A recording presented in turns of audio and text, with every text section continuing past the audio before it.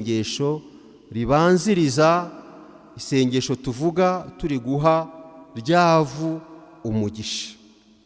Igihe cy'igisibo rero tuzirikana amagambo 5 ngiye kubabwira. Nimushaka muyazirikane hanyuma bariyo yonyine mutahana. Ijambo rya mbere tuzirikana ni igihe.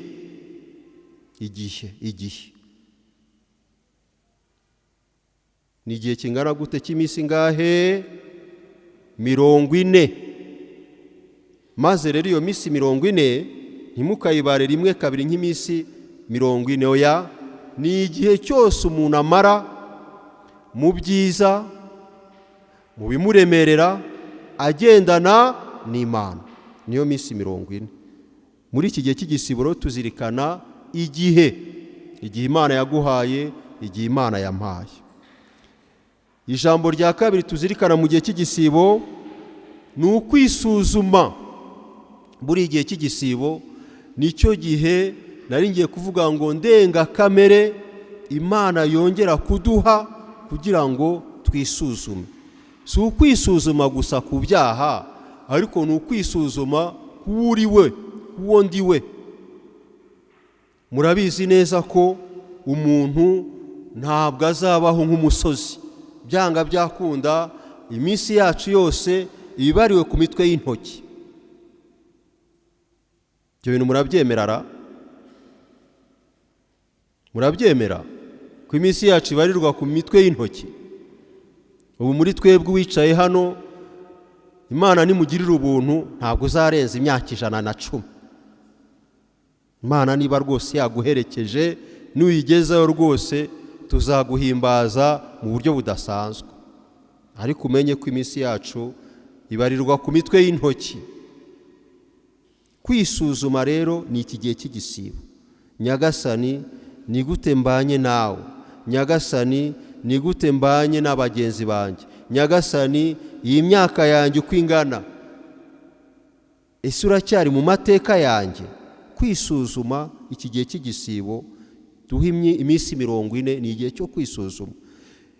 Ijambo rya gatatu tuzirikana mu gihe cy'igisibo ni ukwisubiraho. Byo duhora tubigarukaho kenshi no mu mavanjiri tuzirikana. Kwisubiraho ni ryari umuntu yisubiraho?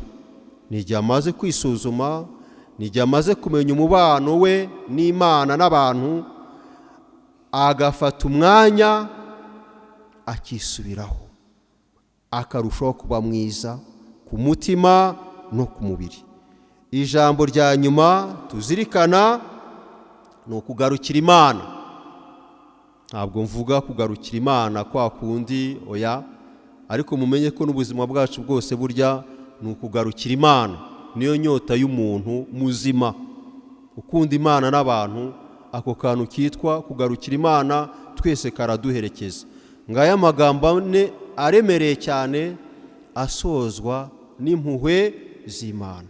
Igihe umuntu yamenye gukoresha igihe cye neza, igihe umuntu yamenye kwisuzuma, igihe umuntu yisubiyeho, igihe umuntu agarukiye Imana, icyo gihe agwa mu mpuhwe z'Imana. Kandi aya magambo yose uko arane tuyazirikana mu buryo bw'indengakamere mu gihe cy'igisibo. Aya magambo kandi uko arane ni nayo adufasha guhimbaza neza igisobanuro cya Pasika. Kristo Yesu akuzwe. Mwayafashe se? Ndumva ariyo magambo akomeye cyane twese tugomba gutahana uyu munsi. Akandi kantu ka kabiri ngira ngo mbibutse, katwibutsa ko igihe cy'igisibo burya ni igihe cy'Imana, ni n'igihe cy'impuhwe. N'aya magambo tuvuga badusiga ivu ku gahanga.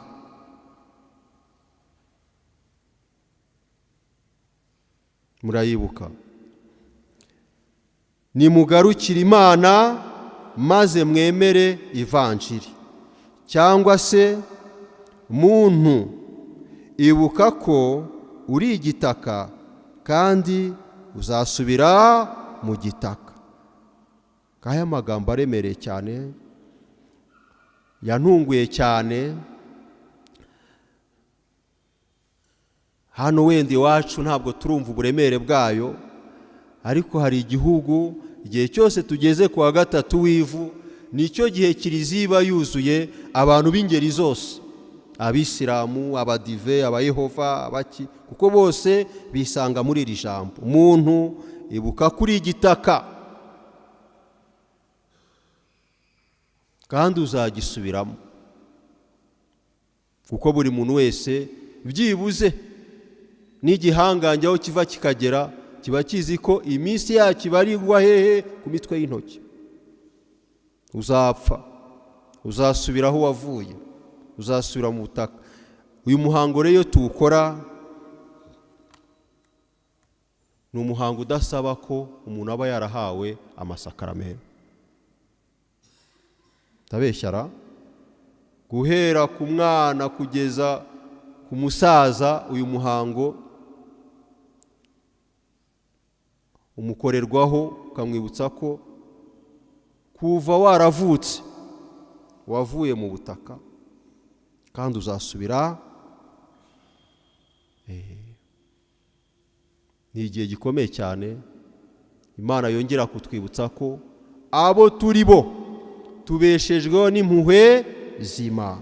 Niyo mpamvu igihe cy'igisibo nongera gutinda rwose mu byumve, ni igihe gikomeye cyane Imana yongera kutwiyegereza ikatwibutsa abo turi bo imbere y'abantu. Ubuzima bwanjye burahita, imbere y'Imana ndi ubusa. Niyo mpamvu igihe cyose Imana ikubyukije, uwo mwanya iguhaye ugereranywa n'iki gihe cy'igisibo, ugomba kuwufata nk'igihe cy'impuhwe. Uwakira impuhwe rero yitwara gute? Nibyo bya bikorwa bitatu tuzi neza biranga igihe cy'igisibo. Igisibo rero bituruka ku nshinga gusiba, bigasobanura kwigomwa, kureka gukora icyo wakundaga cyane ukakigomwa. Ndagira ngo mbamenyeshe ko icyo nakundaga cyane iyo nkigomwe gishobora kuba ari ibintu bibiri. Gishobora kuba ari ikintu cyiza cyangwa se gishobora kuba ari ikintu kibi. Abyumvise ra? Iki gihe cyo kwigomwa icyo nakundaga cyane gishobora kuba ari ikintu cyiza, gishobora kuba n'ikintu kibi.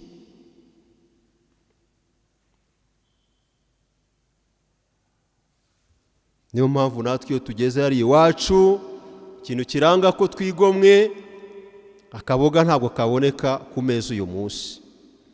Hagize umuntu wansura uyu munsi yakorwa n'isoni. Akaryoshye ntabwo kaba kari ku meza uyu munsi. N'ababasha ikirahuri atari cy'amazi nabo barakigomwa uyu munsi. Twigomwa ibyo twakundaga cyane. Iby'akarusho tukigomwa n'ibibi. Byo ntabwo tubyigomwa gusa, dusaba n'Imana kutazongera kubisubiraho. Murumva ko ugendeye ku gisobanuro cy'igisibo ni igihe ubundi gikomeye cyane cy'impuhwe z'Imana, kandi iki gihe gihoraho, ntabwo ari igihe cy'iminsi 40 gusa.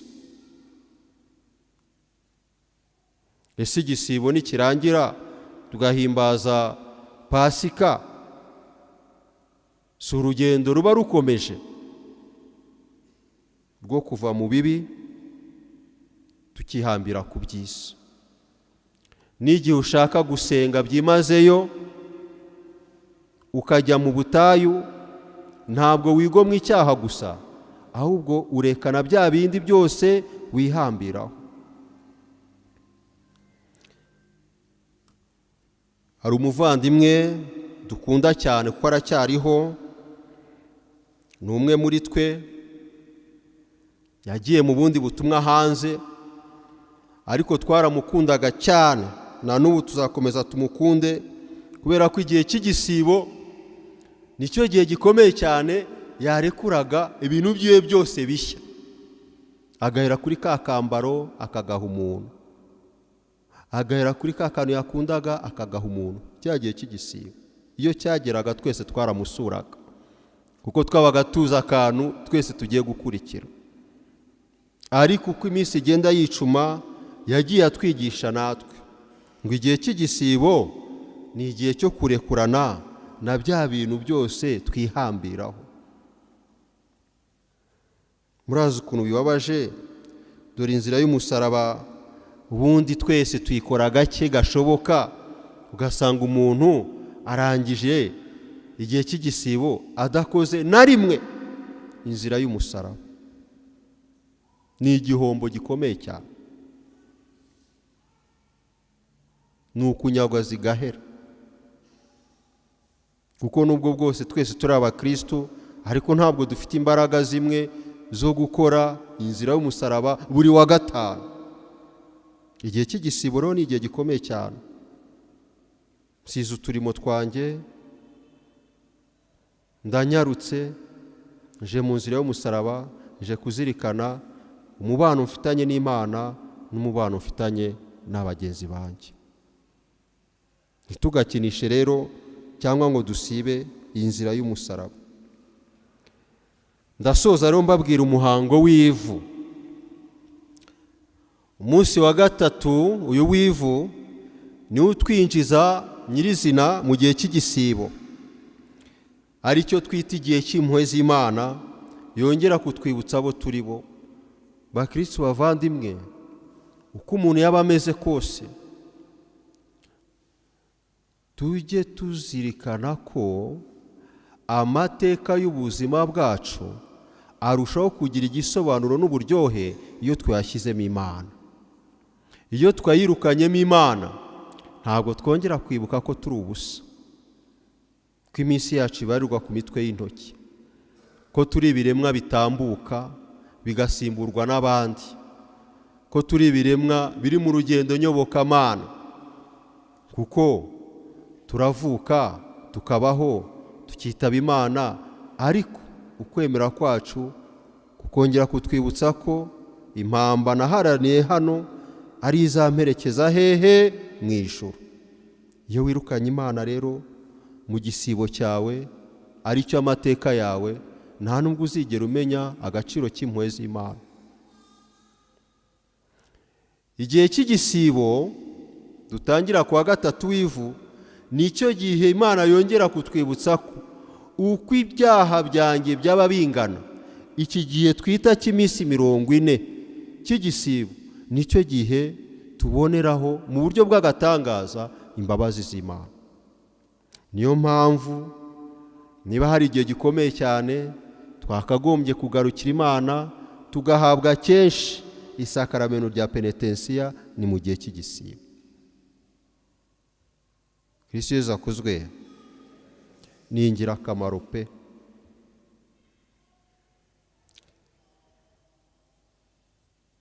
Igihe cy'igisibo dutangira ku wa gatatu w'ivu, iri vu ubundi risobanura iki?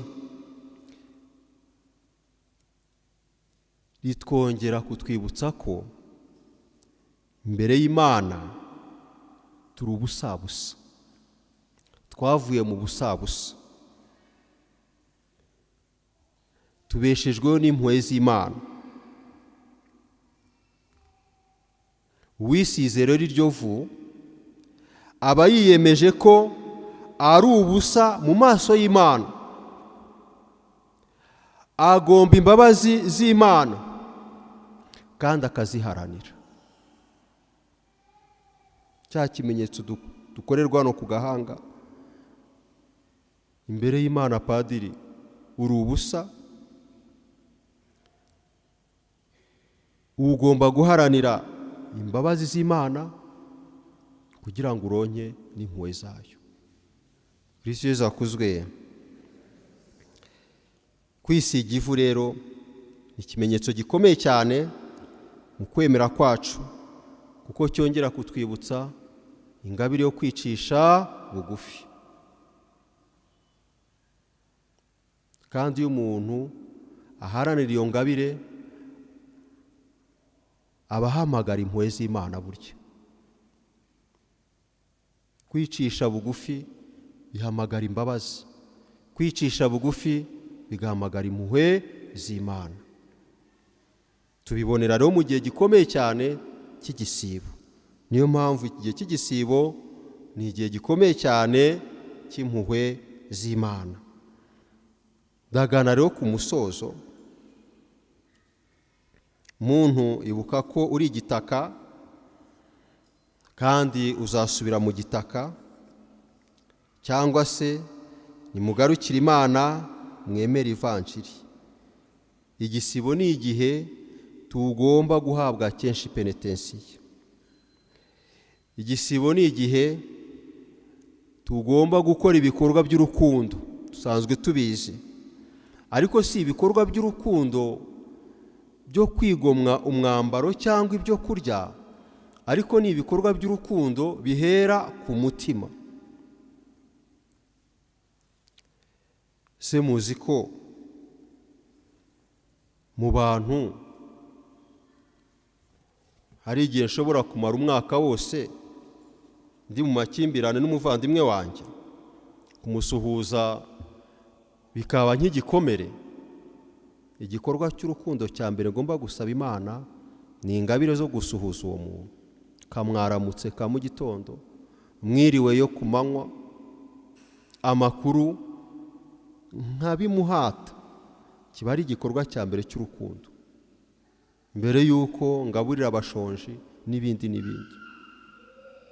Muzi ko harimo abantu bashobora kumara igihe kirekire atavugana neza n'uwo babana.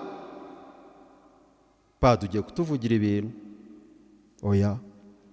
Igihe cy'igisibo ni igihe cyiza cyo kwiremamo ubumuntu. Madamu wanjye nkunda cyane uraho. Igihe cy'igisibo ni igihe cyiza cyo kuvuga neza. Kristo Yesu akuzwe.